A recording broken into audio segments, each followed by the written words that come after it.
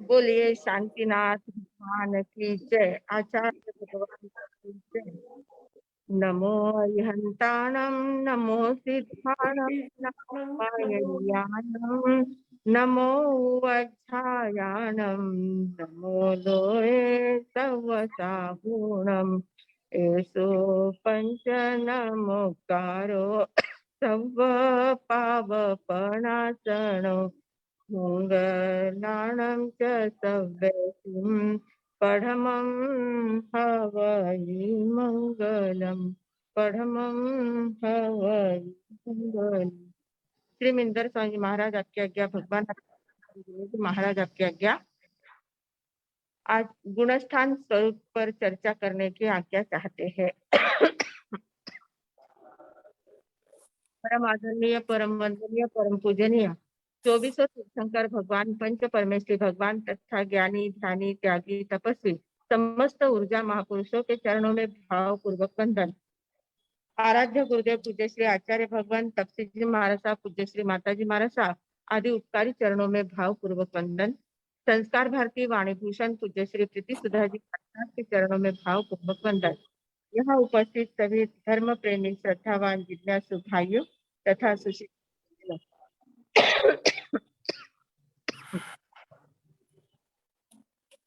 हम देख रहे हैं गुणस्थान यानी क्या। गुणस्थान किसे कहते हैं? गुणस्थान यह पारिभाषिक शब्द हमारे जैन धर्म में, जैन फिलोसॉफी में, जैन दर्शन में आता है और गुणस्थान पर बहुत ज्यादा चर्चा होती है। बहुत लोगों को गुणस्थान यह विषय बहुत ज्यादा कठिन लगता है कि कैसे उस गुणस्थान को समझे। कितना किचकट विषय है, कितना क्लिष्ट विषय है, उसको समझना बहुत मुश्किल काम है। एक सेकंड।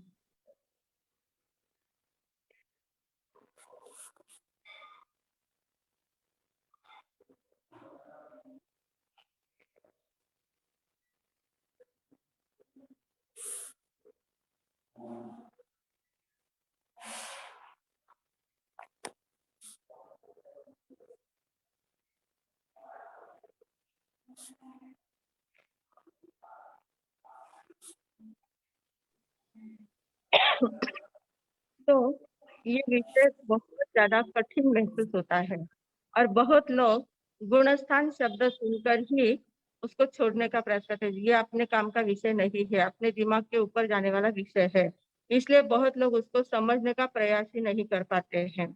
तो इस प्रकार इतना कठिन लगने वाला विषय है, तो इसमें है क्या? इस विषय को समझना ये भी तो हमारा कर्तव्य होता है। क्या है जिस बात का हमें बहुत ज्यादा डर लगता है ना, बहुत कठिन लगता है, उस बात को हमें आसान करके समझने का प्रयास करना चाहिए। नहीं तो फिर हम उससे एकदम बाहर रहते हैं और जो वास्तविकता है धर्म की जो वास्तविकता है, उस वास्तविकता से हम दूर हट जाते हैं। तो हम देखते हैं जगत में बहुत सारे जीव है, अनंत जीव है। सभी जीव एक जैसे नहीं है। जीवों में अनंत प्रकार है। कोई जाति गति से भेद है, कोई जाति से भेद है, कई इंद्रियों से भेद किए जाते हैं, कई ज्ञान शक्ति से भेद किए जाते हैं, कई उपयोग शक्ति से भेद किए जाते हैं, कई लक्षणों के द्वारा भेद किए जाते हैं। ऐसे अनेक प्रकार के जीव है। सभी जीवों के अलग अलग प्रकार से भेद किए जाते हैं। तो और हमें वो दिखते भी है, एक जैसे नहीं लगते हैं।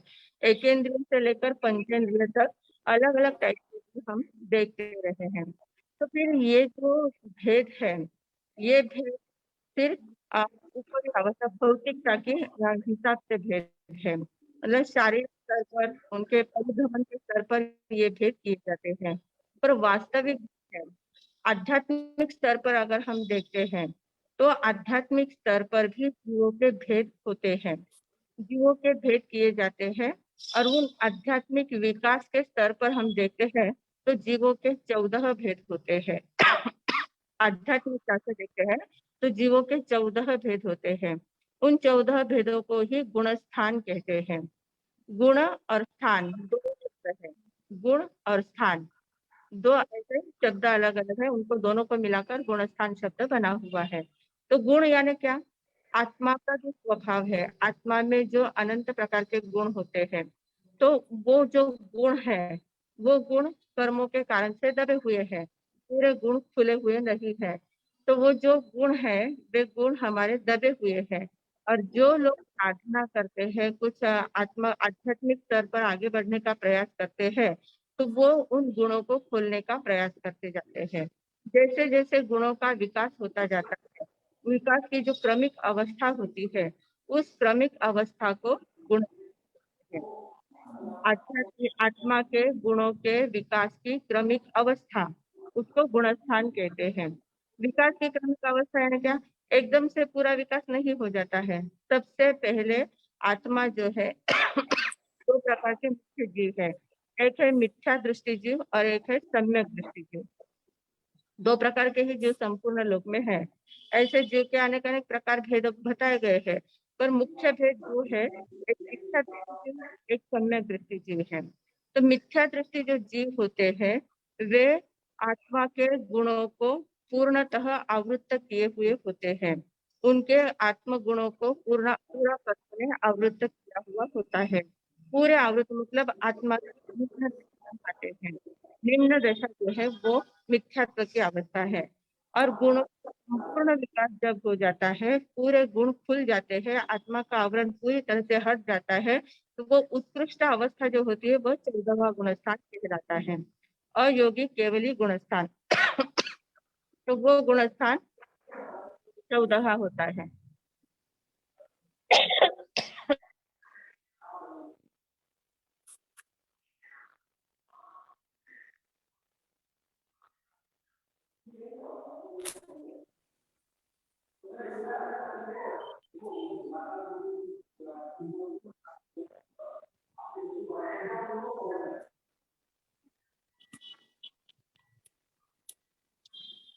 तो आत्मा के विकास की गुणित क्रमिक अवस्था जो होती है उसको गुणस्थान कहते हैं। अब हम देखते हैं कि आत्मा के जो गुण है, वे गुण किसके कारण से दबे हुए? आत्मा के जो गुण हैं, उन गुणों को आवृत्त करने वाले हमारे कर्म होते हैं। आवृत्त करने वाले कर्म होते हैं। और कर्म हमने देखे थे, कर्म 8 प्रकार के होते हैं। 8 प्रकार के जो कर्म है, उनमें पहला कर्म है ज्ञानावरणीय। ज्ञानावरणीय कर्म क्या करता है? हमारी ज्ञान की शक्ति को ढकने का काम करता है। जो हमारी समझ की शक्ति है, बोध प्राप्त करने की शक्ति है, उस शक्ति को ढकने का काम ज्ञानावरणीय कर्म करता है। दूसरा है दर्शनावरणीय कर्म। दर्शनावरणीय कर्म क्या करता है? हमारी देखने की जो शक्ति है, देखने की शक्ति को ढकने का काम करता है। देखना मतलब क्या है? दर्शन करना, आत्मा के दर्शन करना है, भगवान के दर्शन करना है। जो भी देखने का काम होता है, उस काम को ढकने वाली जो शक्ति है, उसको दर्शनावरणीय कर्म कहते हैं। तीसरा है वेदनीय कर्म। वेदनीय कर्म क्या करता है? सुख और दुख की अनुभूति कराता है। सुख की भी वेदना होती है, दुख की भी वेदना होती है। वेदन मतलब अनुभव होना, अनुभूति होती है। सुख की भी अनुभूति होती है, दुख की भी अनुभूति होती है। तो ये वेदनीय कर्म सुख दुख की अनुभूति कराने वाला होता है। चौथा है मोहनीय कर्म। ये जो मोहनीय कर्म है ना, ये हमें भ्रमित अवस्था में ले जाता है। हमारे मन में, हमारे जीवन में ऐसे भ्रम पैदा करता है कि हम सत्य को पहचान नहीं पाते हैं। सबसे कठिन सबसे कठिन और सबसे मुख्य कर्म है तो वो मोहनीय कर्म है। वो हमारे सभी प्रकार के सुख दुख को, जो भी वास्तविकता है, उस वास्तविकता से हमें दूर रखता है। संसार की जो वास्तविकता है, तत्व की जो वास्तविकता है, जीव अजीव की जो वास्तविकता है, पूरे संसार में जो जो भी बातें वास्तविक है, उन वास्तविकता से वो दूर रखता है और हमें भ्रमित करता है। भ्रमित करके अपने जैसे संसार में वो परिभ्रमण कराने के लिए हमें प्रेरित करते रहता है। ऐसा ये मोहनीय कर्म होता है। पांचवा है आयुष्य कर्म। आयुष्य कर्म क्या करता है? हम जिस गति में जाते हैं, उस गति में हमारी आत्मा उस शरीर में कितने समय तक रहे, उसकी अवधि तय करने का काम आयुष्य कर्म करता है। और उतने अवधि तक उस शरीर में बनाए रखने का काम आयुष्य कर्म का होता है। जैसे मनुष्य गति में है, तो मनुष्य गति में 70 वर्ष, 80 वर्ष, 90 वर्ष या 100 वर्ष तक जहाँ जितनी हमने आयु का बंध करके लाए हैं, जितने समय तक आयु का बंध किया है, उतने समय तक इस शरीर में आत्मा को बनाए रखने का काम आयुष्य कर्म करता है। फिर है नाम कर्म। नाम कर्म क्या करता है कि जिस गति में हम जन्म लेते हैं, उस गति के अनुसार हमारे शरीर का ढांचा तैयार करने का काम नाम कर्म करता है। जो भी शरीर संबंधी जितनी भी बातें हैं, शरीर संबंधी हमारा रंग है, रूप है, हाइट है, बॉडी है, बोलने की कला है, बोलने में जो दम होता है, चलने की कला है, चलने का प्रकार है, जो जो भी बातें होती है वे सारे नाम कर्म की कैटेगरी में आ जाते हैं। नाम कर्म इन सभी बातों को कराता है। नाम कर्म की सबसे ज्यादा प्रकृतियां है, 103 प्रकृतियां हैं। वो हर एक बात, जितनी भी शरीर से रिलेटेड जितनी भी बातें होती है, वो सारी नाम कर्म के आधार पर मिलती है। हम देखते हैं कोई व्यक्ति बहुत थोड़ी सी मेहनत करता है तो उसका बहुत ज्यादा यश मिल जाता है, बहुत यश कीर्ति का उदय होता है, तो हम कहते हैं कि उसका यश कीर्ति नाम कर्म का उदय है। और कोई व्यक्ति बहुत मेहनत करता है, कितनी मेहनत करे पर उसको यश मिलता ही नहीं है, तो ये है अयश कीर्ति नाम कर्म का उदय। मतलब हर बात, जो भी हमारे जीवन में जो जो भी बातें घटित होती है, वे सारी नाम कर्म के हिसाब से घटित होती है। हम जो बोलते हैं, हमारे बोलने का जो प्रभाव सामने वाले व्यक्ति पर पड़ता है, तो हमारा अगर आदेय नाम कर्म का उदय है तो हमारी बात को सामने वाला झेलता है, जो भी बात हम कहते हैं उसको आदर पूर्वक झेलता है। और कोई कोई व्यक्ति का अनादेय नाम कर्म का उदय होता है, कितनी भी महत्वपूर्ण बात कहे, कितनी भी काम की बात कहे, और उस बात को कोई झेलने वाला होता ही नहीं, सामने वाला उस बात की उपेक्षा करता जाता है। तो ये सारी बातें जो है वो नाम कर्म से रिलेटेड होती है। फिर है गोत्र कर्म। गोत्र कर्म यानी क्या? उच्च गोत्र और नीच गोत्र, इसके दो ही प्रकार हैं, उच्च गोत्र और नीच गोत्र। अब उच्च गोत्र और नीच गोत्र यानी उच्च कुल में जन्म लेना मतलब ही उच्च गोत्र का उदय है, और नीच गोत्र में जन्म लेना यानी नीच कुल में जन्म लेना यानी नीच गोत्र का उदय है, ऐसा नहीं होता है। उच्च कुल में जन्म लेने के बाद भी कई बच्चे ऐसे होते हैं जो व्यसनाधीन बनते हैं, इतने उद्धत होते हैं, किसी की मानते नहीं है, अपने मन जैसा ही करते हैं, स्वैराचारी बन जाते हैं, स्वच्छंदी बन जाते हैं, एकदम गलत राह को पकड़ लेते हैं। उच्च खानदान में जन्म लिया है पर उनका स्वयं का गोत्र कैसा होता है? नीच गोत्र होता है। नीच गोत्र का उदय है, इसलिए बड़े घर में जन्म लेने के, उच्च खानदान में जन्म लेने के बाद भी वो ऐसे नीच काम करता है। और नीच गोत्र जो होता, उच्च गोत्र किसे कहते हैं कि जो भले नीच खानदान में जन्म लेता है, निम्न स्तर के घर में जन्म लेता है, एकदम गरीब घर में जहाँ सभी प्रकार का अभाव है, ऐसे घर में भी भले जन्म लेता है, पर वो स्वयं का उसका स्वभाव इतना अच्छा होता है, वो स्वयं में इतनी ज्यादा विनय नम्रता होती है, पढ़ने की, सीखने की, सभी को मदद करने की इतनी उसको आदत होती है, सबका मन वो जीतता जाता है और अपना आपका विकास करते जाता है, तो उसका वो नीच कुल में जन्म लेने के बाद भी वो उच्च गोत्रीय कहलाता है। तो इस प्रकार ये गोत्र हमारे आचरण पर तय होता है, हम उच्च गोत्रीय है या नीच गोत्रीय है, ये हमारे आचरण पर तय होता है। और फिर है आखिरी कर्म है अंतराय कर्म। अंतराय कर्म यानी क्या? अंतराय कर्म का अर्थ होता है जो बाधा उत्पन्न करता है, अवरोध लाता है, जो अच्छे कामों में अवरोध लाने का काम करता है। जैसे दान देने की, किसी की भावना है दान देना है, स्वयं के पास पैसे है, सामने वाले को जरूरत है, देने की इच्छा है, पर पता नहीं ऐसा कुछ हो जाता है कि भाव ही नहीं जागते कि उसको दान दे, पैसे दे। दानांतराय कर्म बीच में ऐसा आड़ा आ जाता है कि वो देना देना चाहते हुए भी नहीं दे पाता है, तो ये दानांतराय कर्म है। इसका दानांतराय कर्म है, देने वाले का दानांतराय कर्म है, और लेने वाले का लाभांतराय कर्म है। उसको लाभ होने वाला था, सामने वाले के पास पैसे है, उसको जरूरत है, वो देने के लिए तैयार भी है, पर फिर भी इसकी अगर लाभांतराय है तो वो दे नहीं पाएगा और उसका पैसा उसको मिल नहीं पाएगा।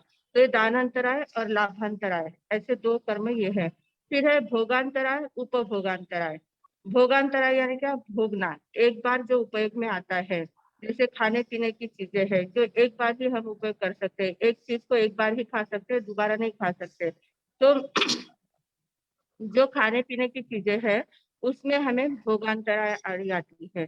पेट में इतनी भूख है, सभी रसोई तैयार है, पर फिर भी ऐसी कोई अंतराय आ जाती है कि हम फोर्क पेट में नहीं डाल सकते, हम खा नहीं सकते, उसका उपभोग नहीं ले सकते। घर में इतनी मिठाइयाँ बनी हुई है, पर ऐसे शुगर की बीमारी लगी है कि उस मिठाई को हम देख भी नहीं सकते। तो इस प्रकार ये भोगांतराय कर्म है। और फिर है उपभोगांतराय।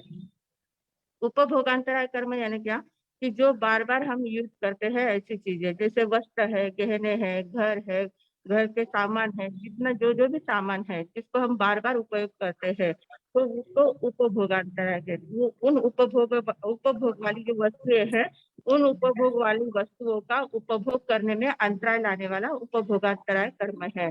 जैसे इतनी बढ़िया डनलप की गादी है, बेड इतना बढ़िया लगाया हुआ है, आपको नींद भी आ रही है, पर आपको ऐसी पीठ की ऐसी कुछ कमर की पीठ की ऐसी बीमारी है, तो डॉक्टर ने क्या कहा कि आप लकड़े के पट्टे पे सोना है, आपको गादी के ऊपर नहीं सोना है, लकड़े के पट्टे पर सोना है। अब सब सुख सुविधा होते हुए भी उसका उपभोग नहीं ले सकते। कपड़े इतने अच्छे अच्छे बनाए हुए हैं, सभी प्रकार के कपड़े हैं, पर शरीर में ऐसी कोई तकलीफ है कि हेवी कपड़े पहन ही नहीं सकते, एकदम हल्के हल्के कपड़े पहनने पड़ते हैं। गहने इतने सारे बनाए हैं, पर ऐसी एलर्जी हो जाती है कि वो गहने पहन ही नहीं सकते हैं। तो ये सारे उपभोगांतराय कर्म है। और आखिरी का जो कर्म है वो है वीर्यांतराय कर्म। वीर्यांतराय कर्म सबसे ज्यादा महत्वपूर्ण कर्म होता है, और ये कर्म ऐसा है कि ये हमें मोहनीय कर्म और वीर्यांतराय कर्म, ये दोनों कर्म परस्पर संबंधित है। मोहनीय कर्म को हम कर्म करने का प्रयास करते हैं, तो उसमें हमें पुरुषार्थ करना पड़ता है। विजय यानी पुरुषार्थ है, तो पुरुषार्थ करने में वो बाधा उत्पन्न करता है, पुरुषार्थ होने नहीं देता। मतलब मोहनीय कर्म को कम करना है तो वीर्यांतराय कर्म हमें उसमें बीच में बाधा उत्पन्न कर देता है। और मोहनीय कर्म को अगर हम कम करते हैं तो वीर्यांतराय कर्म हमें वीर्यांतराय कर्म के कारण से मोहनीय कर्म बनता है, मोहनीय कर्म के कारण से वीर्यांतराय कर्म बनता जाता है। जितना मोह ज्यादा उत्पन्न होता है, जितना ज्यादा मोह हम करते हैं, उतना वीर्यांतराय कर्म बहुत ज्यादा बनता जाता है। और वीर्यांतराय मतलब क्या है कि हमें हमारे शरीर में ताकत है, हम उपवास कर सकते हैं, हम ध्यान साधना कर सकते हैं, हम सब कुछ कर सकते हैं, सेवा कर सकते हैं, किसी को मदद कर सकते हैं, सब कुछ कर सकते हैं। पर ये वीर्यांतराय कर्म ऐसा हमें कमजोर बना देता है कि हमारी भावना ही नहीं होती है। शरीर में ताकत होते हुए भी हम तपश्चर्या नहीं कर पाते, शरीर में ताकत होते हुए भी हम ध्यान में स्थिर नहीं बैठ पाते हैं, शरीर में ताकत होते हुए भी हम किसी की सेवा नहीं कर पाते हैं। उसमें हमारा मोह बीच में आता है। मोह कहता है कि इतनी तपस्या करेंगे तो हम बीमार हो जाएंगे, नहीं नहीं, शरीर को तकलीफ नहीं देना है, तो वो करने में बाधा लाता है। तो ऐसे वीर्यांतराय मोहनीय कर्म ये दोनों एक दूसरे से पूरक होते हैं। पर भगवान ने क्या कहा है, वीर्यांतराय कर्म को अगर हमें क्षय करना है तो हमें अपने मन को दृढ़ बनाना है। मन को दृढ़ कैसे बनाना है, भगवान ने एक सूत्र दिया है कि जम सकई तम करेगी, जम न सकई तम सद्दहई, जम न सकई तम सद्दहई। यानी क्या, जितना शक्य है, आपसे जितना संभव हो सकता है उतना कार्य आपको करना है। शरीर से जितना संभव हो सकता है उतना काम आप करो, बिल्कुल भी बीच में मोह को भी मत आने दो, वीर्यांतराय को भी मत आने दो। अपने मन को दृढ़ बनाओ और जितना कार्य हो सकता है उतना करने का प्रयास करो।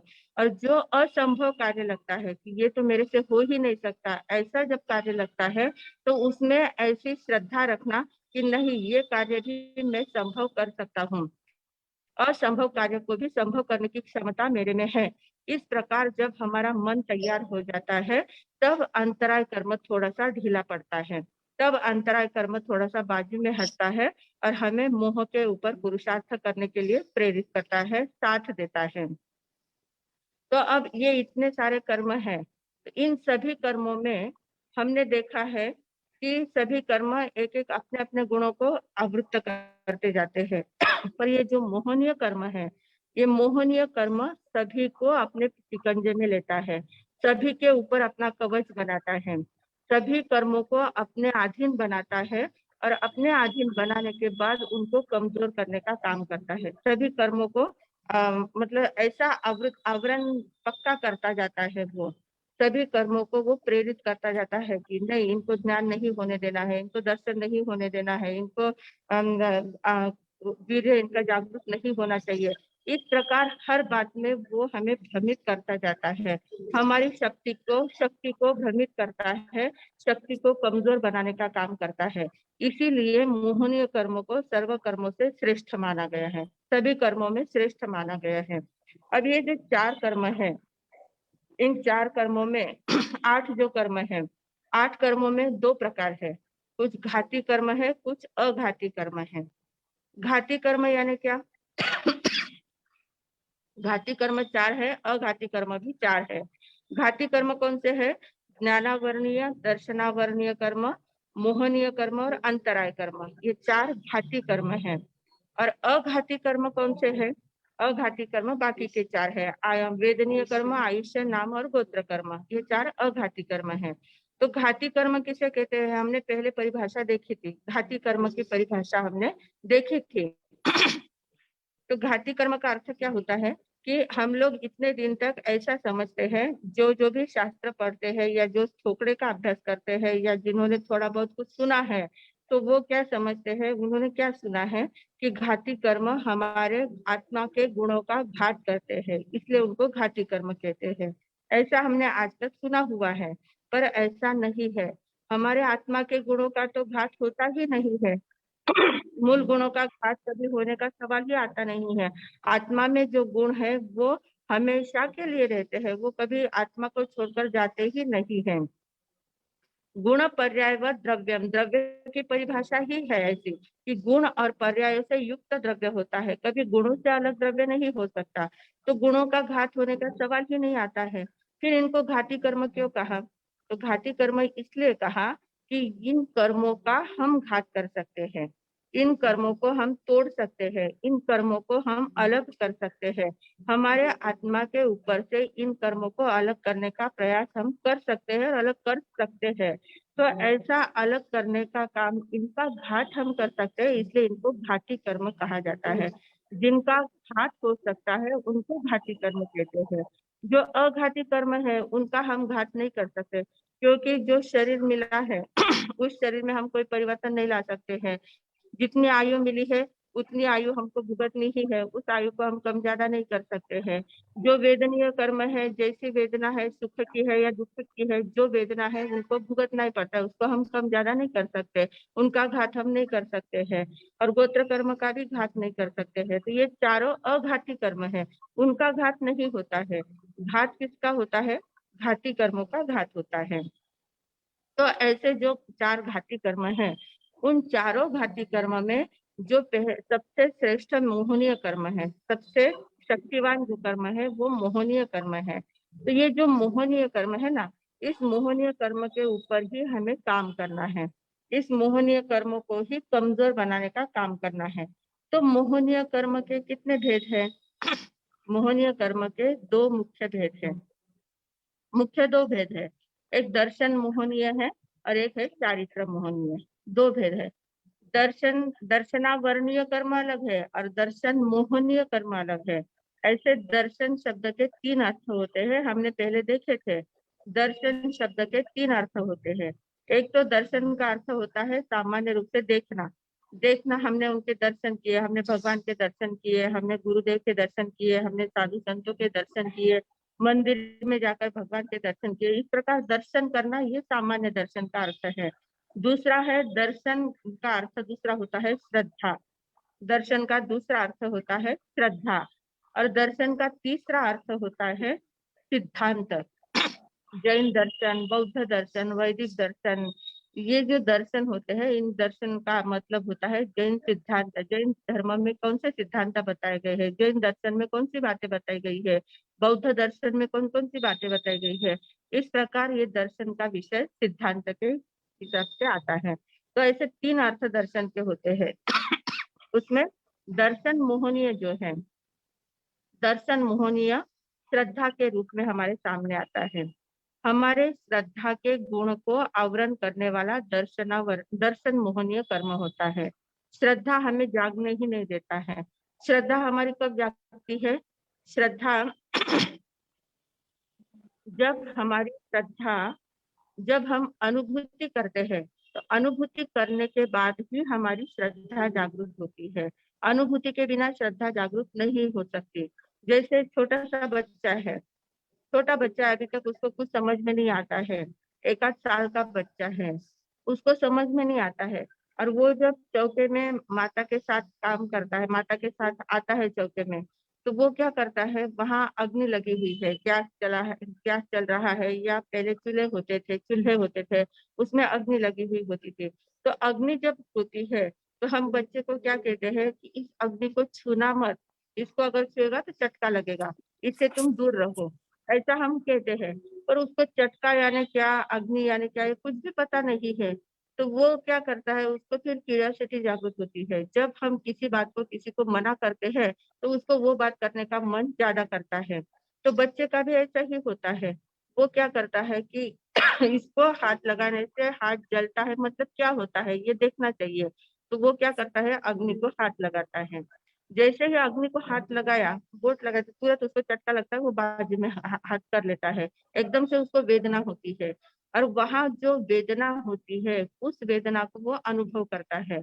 तो उस वेदना को जब अनुभव करता है, तब उसको वापस कहना नहीं पड़ता कि अग्नि को हाथ मत लगाना, चटका लगेगा, कहना नहीं पड़ता है। अब उसकी श्रद्धा मजबूत हो गई कि इस प्रकार की जब अग्नि होती है, तो उस अग्नि से दूर रहना चाहिए। उसके पास अगर हम जाते हैं तो हमें चटका लगेगा, हम जल जाएंगे। तो इस प्रकार उसकी श्रद्धा मजबूत हो जाती है। तो जब अनुभव आता है, तब श्रद्धा मजबूत होती है। तो इसी प्रकार जब हमें आत्मा का अनुभव आता है, तब हमारी आत्मा के ऊपर श्रद्धा मजबूत हो जाती है। जिस बात का भी हमें अनुभव आता है, अनुभव आने के बाद ही हमारी श्रद्धा मजबूत होती है। तो ये जो श्रद्धा का गुण है, इस श्रद्धा के गुण को ढकने का काम दर्शन मोहनीय करता है। और दूसरा है चारित्र मोहनीय। चारित्र मोहनीय क्या करता है, हमें व्रत नियमों में आगे बढ़ने नहीं देता। व्रत नियमों को रोकने का काम चारित्र मोहनीय करता है। मतलब जो 14 गुणस्थान है, 14 गुणस्थान में 1 से 4 गुणस्थान तक, 1 से 4 मिथ्यात्व गुणस्थान, शास्वादन गुणस्थान, मिश्र गुणस्थान और अविरति सम्यक दृष्टि गुणस्थान, ये 4 गुणस्थानों तक दर्शन मोहनीय का काम चलता है। दर्शन मोहनीय के कार्य क्षेत्र में ये 4 गुणस्थान है। शुरू के जो 4 गुणस्थान है, वे दर्शन मोहनीय के कार्य क्षेत्र में आते हैं। फिर चारित्र मोहनीय जो है, चारित्र मोहनीय के कार्य क्षेत्र में 5वें गुणस्थान से लेकर 12वें गुणस्थान तक, 5, 6, 7, 8, 9, 10, 11 और 12, ऐसे 8 गुणस्थान जो है, वो 8 गुणस्थान चारित्र मोहनीय के कार्य क्षेत्र में आते हैं। और आगे के जो 2 गुणस्थान है, 13वां और 14वां गुणस्थान, वह योग के कार्य क्षेत्र में आता है। सहयोगी केवली और अयोगिक केवली, वो योग के कार्य क्षेत्र में आते हैं। मतलब गुणस्थानों को 3 विभागों में हम देख रहे हैं। पहला है दर्शन मोहनीय का विभाग, दूसरा है चारित्र मोहनीय का विभाग, और तीसरा है योग का विभाग। तो दर्शन मोहनीय का अर्थ क्या है, दर्शन मोहनीय यानी हमारी श्रद्धा को ढकने का काम करता है, श्रद्धा में भ्रम उत्पन्न कराने का काम करता है, श्रद्धा हमें होने नहीं देता, श्रद्धा से हमें दूर हटाने का काम करता है, वो दर्शन मोहनीय कर्म है। इस दर्शन मोहनीय कर्म के 3 प्रकार है। आज थोड़ा सा हम पाठ पढ़ेंगे, ताकि ये बात आपको पक्की ध्यान में बैठ गई, तो आगे गुणस्थान समझने में बहुत इजी हो जाएगा। इसलिए पहले इन पाठ को, हमें इस पाठ को व्यवस्थित समझना पड़ेगा। तो भले थोड़ा कठिन लगता है, बोर लगता है, पर इसको समझना जरूरी है। तो दर्शन मोहनीय कर्म जो है, उसके 3 प्रकार है। पहला है मिथ्यात्व मोहनीय, दूसरा है सम्यक्त्व मोहनीय, और तीसरा है मिश्र मोहनीय। अब मिथ्यात्व मोहनीय क्या करता है, मिथ्यात्व मोहनीय हमें मिथ्या बातों में ही भ्रमाता रहता है, हमारी आत्मा को भ्रमित कर देता है, इन बातों में ही उलझा देता है, बाहर की बातों में ही उलझाता रहता है। बाहर के कार्य क्षेत्र में ही हम इतने उलझ जाते हैं कि हमें अपने आप को देखने का, हम कौन है, हमारा चिंतन क्या है, उस बात का हमें ध्यान ही नहीं आ पाता। बहुत से लोग कहते हैं, अभी हम लोगों ने बच्चों का शिविर लिया था, युवक और युवतियों का शिविर लिया था। तो उस शिविर में बहुत सारे युवक आए थे कॉलेजियन युवक थे सब, और उनको उनके साथ हमने खुलकर चर्चा करी थी। तो उनमें से हमने उनको पूछा था कि आपकी धर्म के बारे में क्या राय है? धर्म के बारे में आप क्या समझते हो? धर्म क्या है? कितना आवश्यक है, कितना अनावश्यक है? तो एक लड़के ने इतने सारे प्रश्न लिख के भेजे, 10-12 प्रश्न लिख के भेजे, और उन प्रश्नों में उसका एक ही उल्लेख था कि धर्म की हमारे जीवन में क्या आवश्यकता है? हम तो एकदम अच्छे से जिंदगी जी सकते हैं, हमें धर्म करने की कोई जरूरत नहीं है। स्थानक में आने की क्या आवश्यकता है? साधु संतों के दर्शन करने की क्या आवश्यकता है? तपश्चर्या करने की क्या आवश्यकता है? व्रत नियमों का पालन करने की क्या आवश्यकता है? इन बातों के बिना भी हमारा जीवन एकदम मजे से जी सकते हैं हम। तो फिर इन बातों को करने का मतलब क्या है? इनके बिना तो जीवन कहीं भी अटकता नहीं है। फिर इन बातों को क्यों करना है? इस प्रकार उसका सवाल था। तो ऐसे ऐसे सवाल हमारे लोगों को आते हैं। क्यों आते हैं? क्योंकि दर्शनावर्ण्य मिथ्यात्व मोहनीय गाढ़ा होता है। मिथ्यात्व मोहनीय जो कर्म होता है, वो मोहनीय कर्म हमें ऐसे भ्रमित करता जाता है। हमें बताता है कि हमारी जिंदगी क्या है, खाओ पियो मौज करो, बाकी क्या बात है?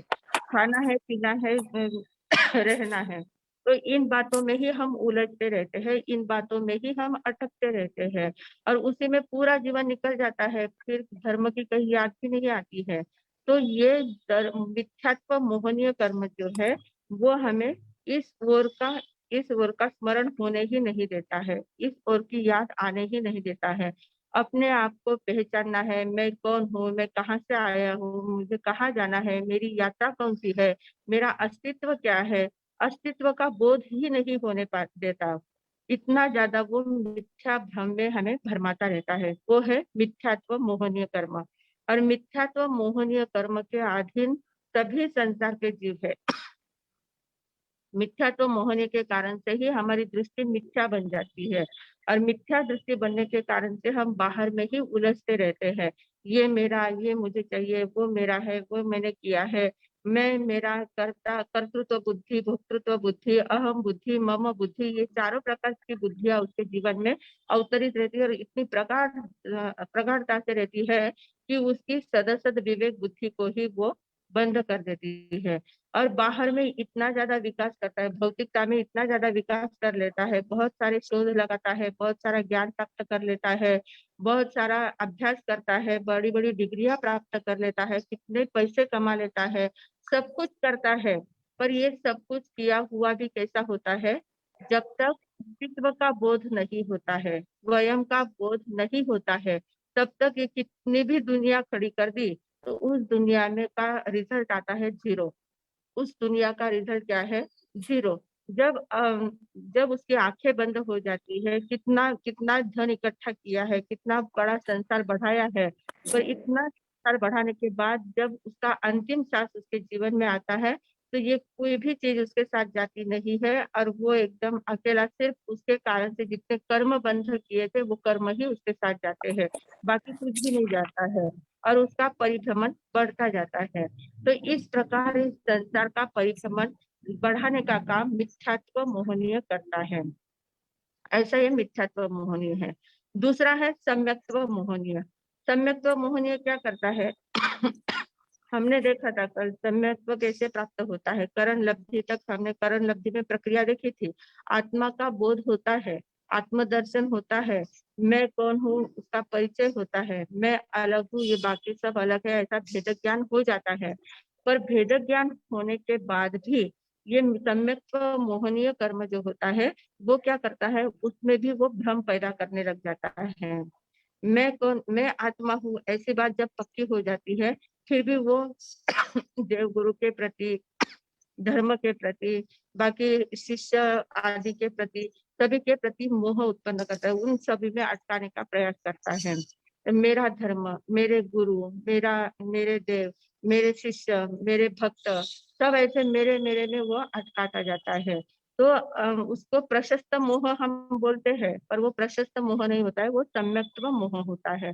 सम्यक्त्व मोहनीय कर्म होता है, वो भेद ज्ञान होने के बाद भी हमें भ्रमित अवस्था में ले जाता है, भ्रम पैदा करता है। भेद ज्ञान होने के बाद भी मैं और पर, इसका स्व पर का भेद ज्ञान होने के बाद भी पर में कहीं तो भी मैं पने का सिक्का लगाता जाता है, वो है सम्यक्त्व मोहनीय। और मिश्र मोहनीय तीसरा कर्म है। तो ये मिश्र मोहनीय कर्म क्या करता है, मिश्र अवस्था निर्माण करता है। जब हमने एक बार आत्मा के दर्शन कर लिए हैं, भेद ज्ञान हमको हो गया है, भेद ज्ञान होने के बाद वापिस हम मिथ्यात्व में आ जाते हैं। तो भेद ज्ञान का आस्वाद भी लिया है, अपने स्वरूप दर्शन का आस्वाद भी लिया है, और पर में भी हम आस्वाद लेने लग जाते हैं। पर में भी उतना ही रस आता है, स्व में भी उतना ही रस आता है। दोनों में, दोनों को अलग अलग कर नहीं सकता। भेद ज्ञान जो किया था उस भेद ज्ञान को एक दूसरे में मिला देता है, भेद ज्ञान को अलग अलग नहीं होने देता है, दोनों को एक दूसरे में मिला देता है। हाँ, आत्मा की शक्ति भी उतनी ही है और शरीर की शक्ति भी उतनी ही है। शरीर भी महत्वपूर्ण है, आत्मा भी महत्वपूर्ण है, बाहर का संसार भी महत्वपूर्ण है, आध्यात्मिक जीवन भी महत्वपूर्ण है। दोनों में वो मिक्स कर देता है। तो ऐसा वो मिश्र मोहनीय होता है। मतलब एक एक स्थान पर हमें दृढ़ नहीं रहने देता है, न अध्यात्म में दृढ़ रहने देता है, न संसार में दृढ़ रहने देता है। तो ऐसी भ्रमित अवस्था करने वाला मिश्र मोहनीय कर्म होता है। तो ये तीनों कर्म दर्शन मोहनीय के भेद है। दूसरा है हमारा चारित्र मोहनीय।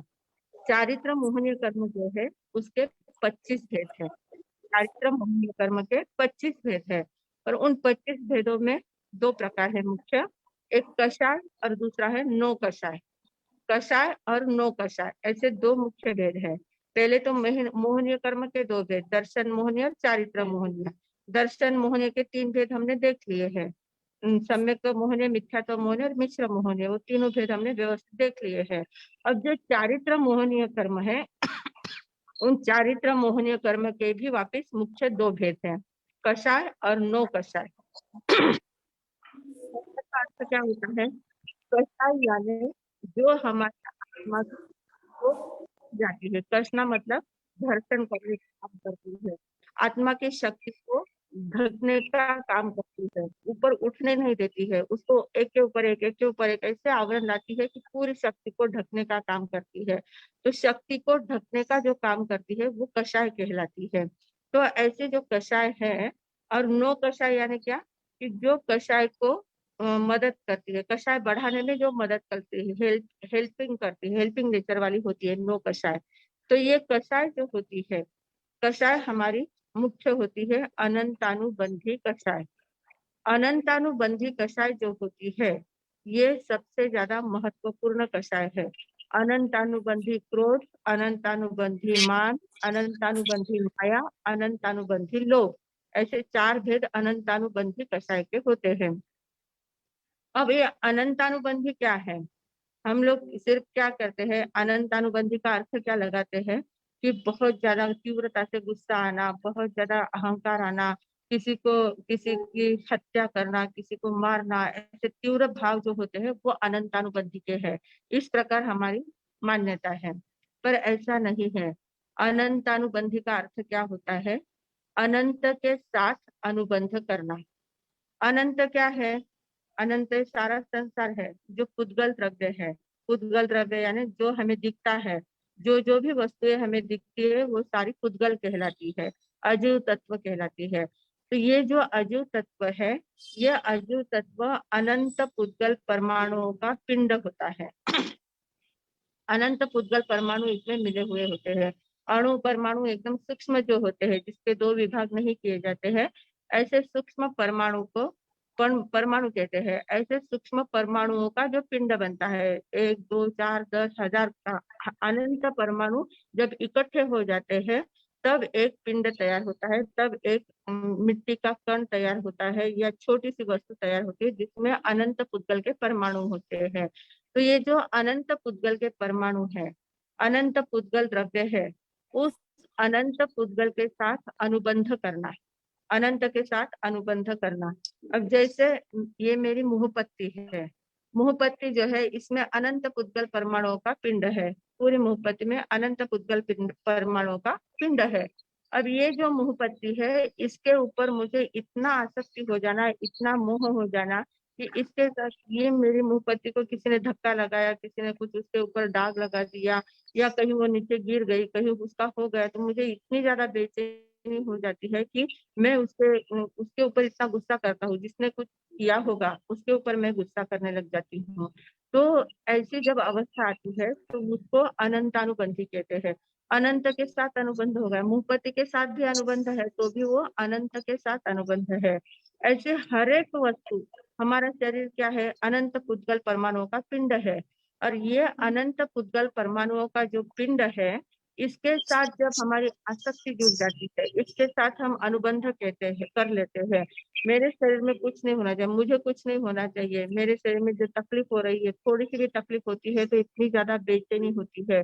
उस शरीर को मैं कैसे संभालू, कितना संभालते हैं हम, इतना उसको मालिश करते हैं, इतना उसको सजाते हैं, संवारते हैं, इतना सुंदर दिखने के लिए कितने कितने प्रयास करते हैं, तो उसके साथ कितना अनुबंध हमारा जुड़ा हुआ है।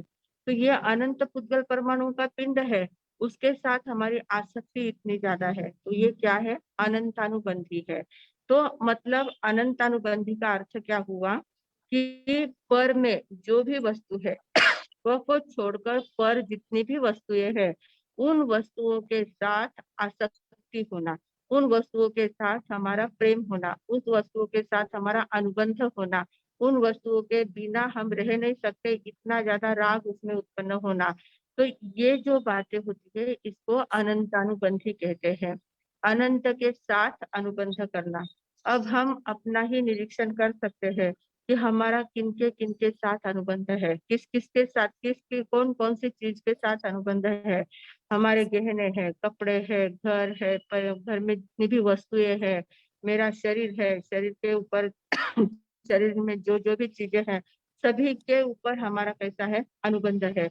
मेरा परिवार है, मेरे बच्चे हैं, पति है, पत्नी है, मेरा मोबाइल है, मेरा जो सामान है, लैपटॉप है, ये है, वो है, कितनी कितनी चीजें हैं, और उन सभी चीजों के साथ हमारा क्या होता है, अनुबंध होता है। उसके साथ हम ममत्व बुद्धि जोड़ते जाते हैं, ये मेरा है, ये मेरा है, ये मेरा है।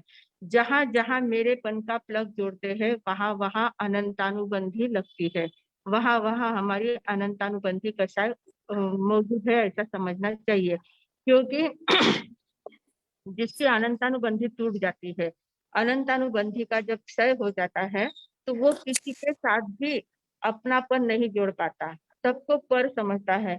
हम पड़ोस वाले के घर में कुछ अपनापन महसूस करते हैं क्या? पड़ोसी हमारे बाजू में रहते हैं, उनका अपना संसार है, उनका अपना घर है, उनका अपना परिवार है, उनके साथ हम कोई इंटरफेयर नहीं करते हैं। जैसे कि सिर्फ हमारे पड़ोसी है, इतना ही संबंध हमारा रहता है, बहुत ज्यादा घनिष्ठ संबंध उनके साथ नहीं होता। उनके घर में अगर कुछ घटना घटित हो गई तो हमें अंतर से तकलीफ नहीं होती है, सिर्फ हाँ मेरे पड़ोसी में इतना अच्छे लोग थे और उनके साथ ऐसा हुआ, ये ऊपर ऊपर से हम बोलते हैं, उनके साथ हम अंतर से नहीं सीखते हैं। जैसे पड़ोसी के साथ हमारा व्यवहार होता है, वैसे शरीर के साथ हमारा व्यवहार होना चाहिए, वैसे हमारे परिवार के साथ हमारा व्यवहार होना चाहिए। वैसे जो जो भी वस्तुएं मैं मेरी मेरी मेरी जहाँ जहाँ भी मेरा प्लग लगा हुआ है, उन प्लग को तोड़ने का काम हमें करना चाहिए, उन प्लग को निकालने का काम करना है। जहाँ जहाँ हमारी आसक्ति जुड़ी हुई है, उस आसक्ति को जब हम कम करते जाते हैं, तब हमारी अनंतानुबंधी टूट सकती है। तो अनंतानुबंधी का अर्थ ध्यान में आ गया होगा, अनंत के साथ अनुबंध होना। अनंत जितने भी चीजें हैं, जो भी पर चीजें है, वो सारी अनंत है। अनंत चीजों के साथ इतना ही क्या, हम जैसे बैठे हैं अभी, और बैठे हैं, एकदम ठंडी हवा है, ऐसे बहुत गर्मी हो रही थी, और गर्मी के बाद एकदम से ठंडी लहर आई है, तो ठंडी लहर आते से ही हमें क्या लगता है, हाँ कितना अच्छा लगता है, ठंडी हवा आ गई है, एकदम सुकून मिलता है, तो एकदम से अच्छा अंदर से हमें अच्छा लगता है। तो वो सही ठंडी बोल हवा के साथ अनंत परमाणु हमारे साथ आए हैं, अनंत परमाणु का स्पर्श हमारे शरीर को हुआ है, और उस स्पर्शों के साथ हम एकदम एकमिक हो गए हैं, उसके साथ हमने अनुबंध कर लिया, तो ये भी क्या हो गई, हमारी अनंतानुबंधी हो गई है। इस प्रकार जो जो भी चीजें हैं, जिस जिस चीज के प्रति हमारी आसक्ति जुड़ती जाती है, जहाँ जहाँ हमारा प्लग जुड़ता जाता है, वो सारी चीजें अनंतानुबंधी कहलाती है। अनंत के साथ हमारा अनुबंध होता है, और ये अनंत के साथ जो अनुबंध हमारा होता है, उस अनुबंध को तोड़ने का काम चौथे गुणस्थान में होता है। जब चौथे गुणस्थान में हम आत्म दर्शन करते हैं, स्वरूप का बोध होता है, अस्तित्व का बोध होता है, स्वरूप दर्शन जब होता है, और जब भेद ज्ञान हो जाता है, तो उस भेद ज्ञान में जब हम दृढ़ रहते हैं कि हाँ मैं अलग हूँ, बाकी सब अलग है, तब हमारा सबके साथ सावत्र व्यवहार हो जाता है, सौतेला व्यवहार हो जाता है। ये सौतेला व्यवहार दुनिया के साथ होना, उसको बोलते हैं सम्यक। और सबके साथ एकदम अपनत्व भरा व्यवहार रहना, उसको बोलते हैं मिथ्यात्व। तो ये जब तक अनंतानुबंधी है, तब तक हम मिथ्या अवस्था में हैं, और जब हमारी अनंतानुबंधी टूटती है, तब हम सम्यक्त्व में प्रवेश करते हैं, तब हम धर्म में प्रवेश कर सकते हैं। तो ये गुणस्थान की अवस्थाएं हैं। तो हम अब अरे बाप रे, टाइम तो बहुत हो गया है। तो हम अब देखेंगे कि पहले हमने सिर्फ कर्मों की भूमिका देखी है, और कर्मों में मोहनीय कर्मों को देखा है। मोहनीय कर्म में भी सिर्फ दर्शन मोहनीय के तीनों भाग व्यवस्थित देखे हैं, और चारित्र मोहनीय में सिर्फ अनंतानुबंधी को देखा है। अनंतानुबंधी के क्रोध, मान, माया, लोभ, ये सारे प्रकार है, और वो सब अवसर आने पर अपन देखेंगे, और इनको कैसे तोड़ना है, कैसे चौथे गुणस्थान में पहुंचते हैं, और दूसरा तीसरा गुणस्थान क्या है, गुणस्थान की अवस्था कैसे होती है, हमारे गुणस्थान जैसे जैसे हम आगे आगे बढ़ते जाते हैं, तब हमारी अवस्था कैसी होती जाती है, इसका विश्लेषण अवसर आने पर हम करेंगे।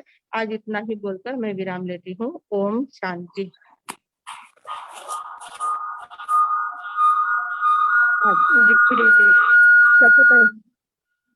हाँ, ये करे क्या, अनम्यूट करे कि? हाँ हाँ आवाज आएगी ना? हाँ हाँ। मठन वंदा में हमारे साथ दर्शन मोहन आवाज होता है। दर्शन अवर्जन दर्शन मोहन। बोलो। मठन वंदा में हमारे साथ हाँ, दया पर। कल हमने महाराज साहब ने पूरा लब्धियों के बारे में पूरा विश्लेषण दिया था कि किस तरह से सम्यक दर्शन की ओर बढ़ना चाहिए। थोड़ा क्लिष्ट विषय था, फिर भी अभी सभी को एक दिन खाना करो कर 5 लब्धि जो है, क्षेम लब्धि, विशुद्धि लब्धि, देशना लब्धि, प्रायोग्य लब्धि और करण लब्धि। पहले तो ये 5 करण लब्धियों के नाम हमें अच्छी तरह से याद होना चाहिए, और इसमें एक ही बात विशेष महत्वपूर्ण है कि कषायों को किस तरह से मंद मंद करते जाना। अगर कषाय मंदतर हो गए तो हम प्रायोग्य करण लब्धि तक पहुंच सकते हैं, लेकिन आज उसके आगे हम गुणस्थान जानने का जो प्रयास कर रहे हैं। गुणस्थान यह जैन धर्म का पारिभाषिक शब्द है। सभी को यह क्लिष्ट विषय है, समझने में कठिन है, तुरंत समझेगा नहीं, लेकिन बार बार जब सुनते हैं तो उसकी समझ हमें धीरे धीरे आएगी ही। अभी ये गुणस्थान यानी क्या, आत्मा के गुणों के विकास की क्रमिक अवस्था, यानी जो हमारे आत्मा के गुण है, किस तरह से हम उसको खोल सकते हैं, यह गुणस्थान के द्वारा होगा। अभी गुणस्थान कितने हैं, यानी मोक्ष की जो सीढ़ियां बोलते हैं, ऐसी 14 प्रकार की सीढ़ियां है, और वो सीढ़ियां हम कैसे एक से एक चढ़ते जाएंगे, क्योंकि पहले लब्धि को तो समझ लिया, अभी गुणस्थान के ओर हम आए हैं। तो पहले जगत में 2 प्रकार की जीव है, एक मिथ्या दृष्टि जीव और एक सम्यक दृष्टि जीव। मिथ्या दृष्टि जीव जो है, मिथ्या तो ऐसी एक अवस्था है कि हमें वो भ्रमित करती है। कर्तृत्व, भोक्तृत्व और ममत्व, इन तीनों के कारण जो अच्छी बातें हैं उससे हम क्या हो जाते हैं, परे हो जाते हैं। समझने का प्रयास करते हैं, लेकिन हमारी श्रद्धा कहीं भी जमती नहीं। किसके कारण? मिथ्यात्व के कारण। लेकिन अभी इसमें भी 2 प्रकार बताए हैं कि दर्शन मोहनीय के 3 प्रकार आज हमारे सबने हमें बताए, मिथ्यात्व मोहनीय, सम्यक्त्व मोहनीय और मिश्र मोहनीय। मिथ्यात्व मोहनीय यानी हमारी भ्रमित अवस्था, फिर सम्यक तो मोहनीय यानी हमें कुछ प्राप्त हो गया, प्रयास किया हमने, लब्धियों को जाना है, गुणस्थान की ओर बढ़े और कुछ जाना। जानने के बाद भी वापस मन में स्व और पर दोनों का भेद ये हो गया कि जो बातें अच्छी जान रहे हैं उस पर हमारी श्रद्धा नहीं हो रही। किसके कारण? सम्यक तो मोहनी के कारण। और फिर है मिश्र मोहनीय, स्व पर का भेद मालूम हो गया, स्व में भी आनंद आ रहा है और पर में भी आनंद आ रहा है। यानी एकेंद्रिय से लेकर पंचेंद्रिय तक जीव शरीर स्तर पर जी रहे हैं, लेकिन अध्यात्म स्तर पर आने के लिए हमें गुणस्थान की जानकारी लेनी पड़ेगी। और गुणस्थान किस तरह से आगे बढ़ेंगे? आज महाराज साहब ने महत्वपूर्ण बात बताई है कि अनंत अनुबंधी दर्शन मोहनीय के 3 भेद सभी ने ध्यान में रखना है, मिथ्यात्व मोहनीय, सम्यक्त्व मोहनीय और मिश्र मोहनीय। और अभी आगे उसके बाद बताया चारित्र मोहनीय। चारित्र मोहनीय का एक ही भेद हमने देखा है, उसके 2 भेद है, कषाय और नो कषाय। लेकिन एक जो कषाय का भेद आज बताया है, अनंत अनुबंधी क्रोध, अनंत अनुबंधी मान, अनंत अनुबंधी माया और अनंत अनुबंधी लोभ। अनंत के साथ अनुबंध होना, यानी संसार के सारे पुद्गलों के साथ हम कैसे बंधे हुए हैं और किस तरह से भ्रमित अवस्था हुई है, उस कारण से हम सम्यक तक नहीं पहुंच पा रहे। तो ये जो भ्रमित अवस्था है किस तरह से तोड़नी है, इसका हम प्रयास करेंगे। और अनंतानुबंधी, अप्रत्यक्षानी, प्रत्यक्षानी और संज्वलन, अभी कल महाराज साहब इसका पूरा विवरण देंगे कि अनंतानुबंधी कैसे है, अप्रत्यक्षानी क्या है, प्रत्यक्षानी क्या है और संज्वलन क्या है। जब एक चौकड़ी अनंतानुबंधी की चौकड़ी हमें समझेगी, तभी हम गुणस्थान की ओर बढ़ सकते हैं और हम वो प्रयास करेंगे। इसी मंगल भावना के साथ मैं विराम लेती हूँ।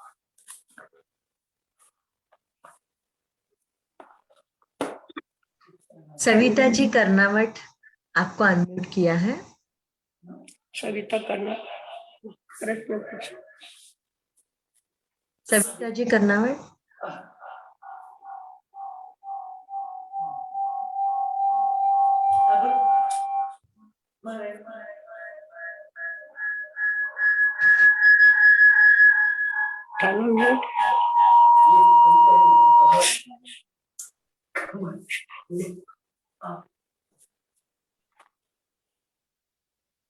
अब क्यों नहीं पूछा? दूसरा कौन है? वो नहीं है शायद। श्रुति शाह। वाह, कैलिफोर्निया। अच्छा वंदामी, हमारे सब आपने तो एक बार नई के बारे में बताया था और आपने एक बार नई के बारे में बताया था ना, नई के प्रकार, और उसमें आपने डॉक्टर का एग्जांपल दिया था। तो हेलो, बोलो बराबर। हाँ, अच्छा ओके, हाँ। तो मुझे उसमें क्वेश्चन था कि जब वो ट्रीटमेंट करता है तभी उसको हम डॉक्टर अगर बोलते हैं तो वो एवं बुद्ध नहीं में जाता है, और डॉक्टर के अलग अलग नाम कहते हैं कि नेचुरोपैथी डॉक्टर है, एलोपैथी डॉक्टर है, तो उसे संभी रूट में कहते हैं। तो फिर रुझु नहीं और शब्द नहीं, वो मैं थोड़ा भूल गई हूँ, आप एक बार बता सकते हो कि उसमें क्या जाएगा? रुचि नहीं यानी स्टडी करने का प्रवेश, अभ्यास कर रहा है, फिर भी है। और शब्द नहीं यानी डॉक्टरी पास कर ली है, अमुक व्यक्ति का अमुक प्रकार की डॉक्टरी उसने पास कर ली, MBBS उसने कर लिया है, तो वो शब्द नहीं कर लिया है, कंप्लीट शब्द नहीं, और उसमें प्रवेश लिया है, अभी प्रोसेस चालू है, वो रुजु सूत्र है। अच्छा ओके, हाँ ठीक है, थैंक यू मतिन वंदामी। हाँ, और कौन है? शीतल जी बागरेचा, ब्रह्मेचा, सॉरी, शीतल जी ब्रह्मेचा, आपको अनम्यूट किया है। आज शीतल जी का एक प्रश्न था। हाँ, Absolutely shocking to hear that the suggestion of foreign interference in Taiwan and Australia. शीतल जी ने प्रश्न पूछा है कि भारत में ग्रह because it's a territory or it's a territory, in the case of Australia, it's a country, those places will be चार ग्रह नक्षत्रों का अवलोकन किया जाता है। someone in Singapore thinks जाता the attack on them, for which Australia has passed है legislation. तो फिर भारत के अन्य देशों में कैसे लागू होगी, जैसे कि चातुर्मास, पर्युषण की तारीख आदि कैसे एक हो सकती है। इस प्रकार उनका प्रश्न है और उन्होंने ये प्रश्न बहुत लोगों को पूछा है, पर उसका समाधान उनका नहीं हो पाया है। तो उनका प्रश्न है कि भारत के अनुसार, तिथि के अनुसार हमारे त्योहार मनाए जाते हैं। तो ये बात बराबर है। भारत देश जो है हमारा, भारत का अर्थ क्या होता है? भा यानी प्रकाश और रत यानी प्रकाश में रत रहने वाला, ऐसा जो भारत देश है। प्रकाश यानी आंतरिक प्रकाश, जैसे हम आभा, विभा, प्रभा शब्द कहते हैं ना, भास्कर मतलब प्रकाश को करने वाला भास्कर। तो ऐसे भाग होता है। तो जहाँ आंतरिक प्रकाश की खोज की जाती है, उस देश का नाम भारत कहलाता है। और ये भारत देश जो है वो सनातन है, अनादिकाल से चला आ रहा है। यहाँ पर तिथि वार ये जो होता है, ये तिथियों के हिसाब से ही, चंद्रमा और सूर्य के हिसाब से ही तिथि नक्षत्र आदि सब मनाए जाते हैं, तिथियां सब मनाई जाती है। ऐसा ये जो ज्योतिष शास्त्र का अभ्यास है, ये जो भारत देश में है वो भारत के बाहर नहीं है। भारत के बाहर तारीख के अनुसार चलता है। जो तारीख है जनवरी फरवरी, जो इंग्लिश तारीख है, उस तारीख के अनुसार ही बाहर के देशों में चलता है। तो वहाँ तिथि नक्षत्र इनको देखा नहीं जाता है, उनके पास वो अभ्यास है भी नहीं, और वहाँ ऐसा अभ्यास करने वाले लोग भी मौजूद नहीं है। तो इसलिए जहाँ पर ये अभ्यास हो रहा है, वहीं से उस तारीख को उस दिन जो तारीख होती है, उस तारीख को वहाँ भी उनको कर लेना चाहिए, क्योंकि वहाँ पर प्रॉपर ऐसा कुछ है नहीं। प्रॉपर इस अभ्यास के बारे में सूक्ष्मता से वहाँ पर विवरण नहीं हो पाया है। तो इसलिए इन बातों को यहाँ से तारीख के अनुसार ही उस बातों को वहाँ स्वीकार करना जरूरी होता है। क्योंकि अगर हम तारीख के अनुसार स्वीकार नहीं करेंगे, तो फिर हम कर ही नहीं पाएंगे, वहां तो तिथि नक्षत्र को ध्यान में नहीं ले पाएंगे। तो फिर हमें दूसरा ऑप्शन ही नहीं है, इसलिए हमें तारीख के अनुसार वहां पर करना है। जो आउट ऑफ इंडिया है, उन लोगों को भारत की जो तारीख है, उस तारीख के हिसाब से ही वहां पर ये सारे पर्युषण आदि जो त्योहार है वो सारे मनाने चाहिए। और इसके आगे भी अगर आपका समाधान नहीं होता है, तो और थोड़े सूक्ष्मता से कुछ चिंतन करके बाद में बताएंगे। मतेन बंदामी महाराज साहब, थैंक यू आपके विवरण के लिए। ठीक है, हम लोग भारत के अनुसार ही सारे तिथि और ये मनाते हैं, उसमें नो डाउट अबाउट इट। पर मेरा ये कहना है कि हम लोग जैसे चौमासा होता है भारत में, वो टाइम पे बारिश होती है।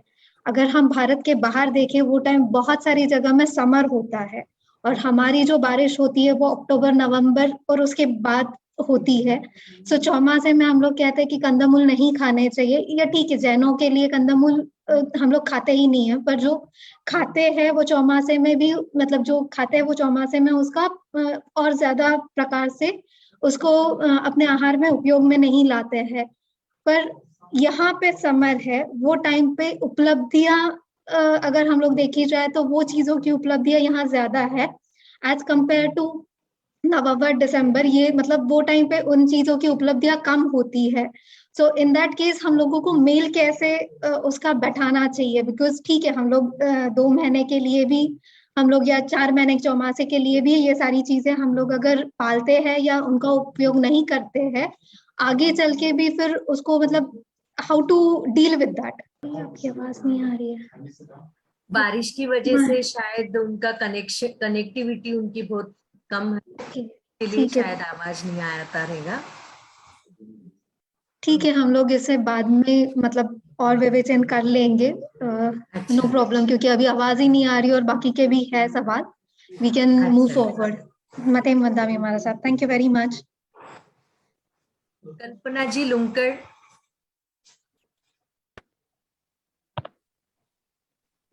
मथे वंदामी मारा साहब मेरे आज 3 प्रश्न है।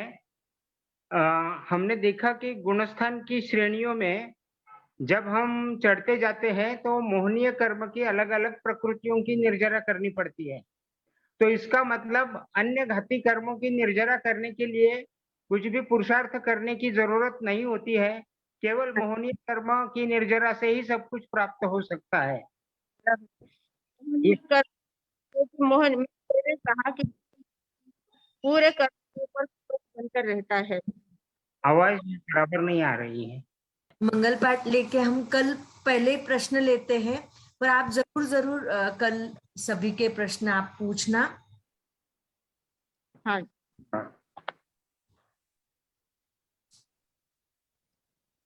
हाँ, मंगल पाठ। ओम